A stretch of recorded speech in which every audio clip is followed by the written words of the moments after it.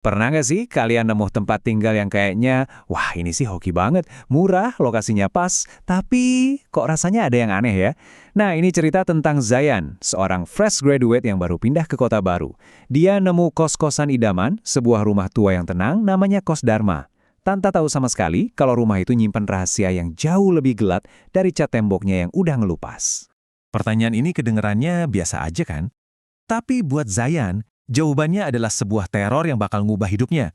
Cerita dia ini maksa kita buat mikir, kita ini bener-bener kenal nggak sih sama tempat yang kita sebut rumah? Semuanya dimulai dari hal yang umum banget.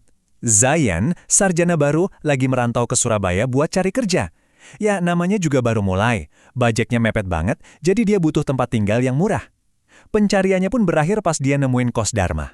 Kalau kita lihat, awalnya semua kelihatan normal kan? Zayan ketemu sama pemiliknya, sepasang lansia, Pak Dharma dan Bu Ani.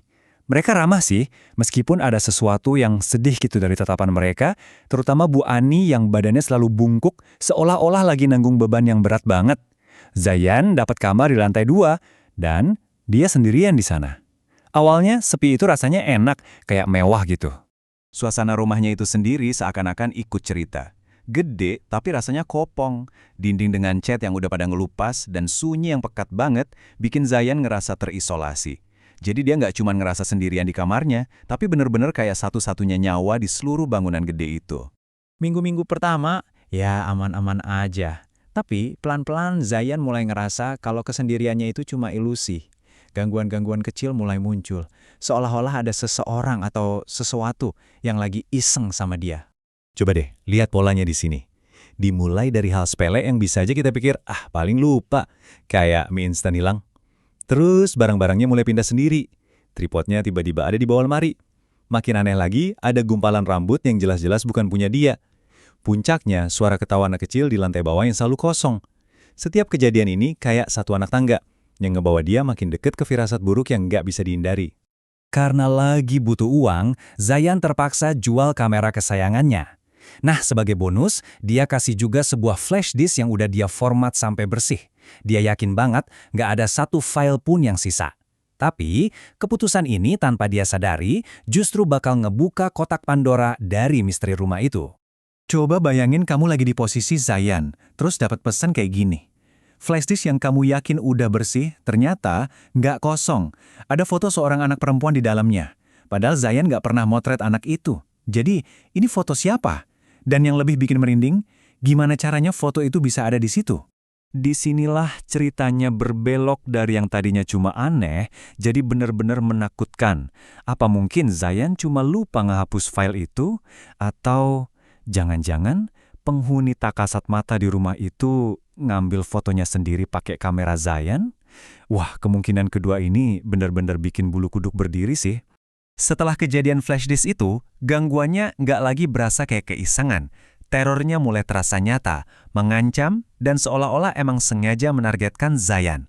Rumah itu nggak lagi sekedar angker, rumah itu terasa berbahaya. Dan dari sini, terornya benar-benar naik level.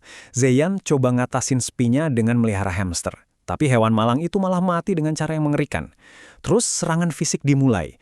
Pintu kamarnya yang dikunci digedor-gedor brutal dari dalam. Padahal nggak ada siapa-siapa di sana. Pas dia dobrak, yang nyambut dia cuma gemak ketawa anak kecil. Semua penjelasan logis udah deh, runtuh semua.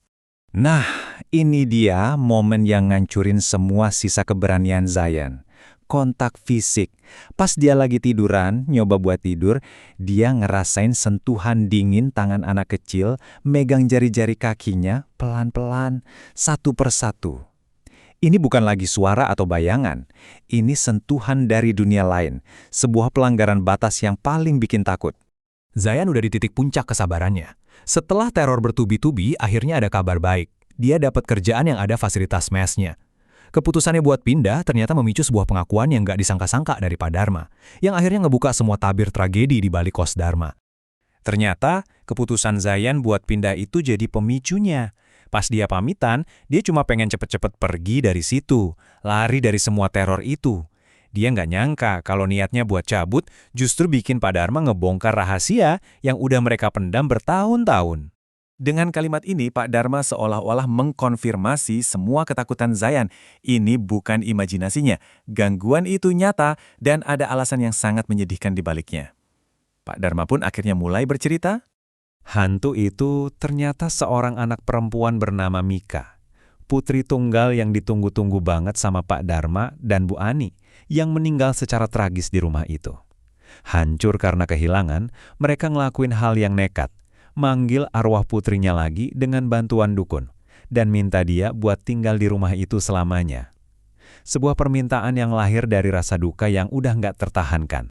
Nah, disinilah kita ngelihat inti dari tragedi ini. Di satu sisi, ada harapan orang tua yang hancur, yang cuma pengen lihat anak mereka sekali lagi. Tapi di sisi lain, ada kenyataan mengerikan dari tindakan mereka. Mereka nggak dapat anak mereka kembali. Mereka malah ngejebak sebuah entitas yang kesepian dan ngubah rasa duka jadi kutukan abadi buat siapapun yang tinggal di sana. Setelah Pak Dharma ngaku, semua potongan puzzle akhirnya nyambung. Setiap kejadian aneh yang dialami Zayan sekarang punya penjelasan yang mengerikan. Dan semuanya terhubung langsung sama arwah kesepian seorang gadis kecil bernama Mika. Dan ini dia fakta yang paling bikin merinding. Kamar yang Zayan tempati, pusat dari semua aktivitas paranormal, ternyata adalah TKP-nya. Dia selama ini tidur, kerja, dan hidup di ruangan yang sama tempat Mika mengembuskan napas terakhirnya. Dia itu nggak sekedar nyewa kamar, dia tinggal di dalam kuburannya Mika. Ini mungkin kalimat paling horor dari semua cerita ini. Postur Bu Ani yang selalu bungkuk dan kelihatan sakit-sakitan itu ternyata bukan karena usia. Menurut suaminya, itu karena arwah Mika selalu nempel, digendong di punggungnya.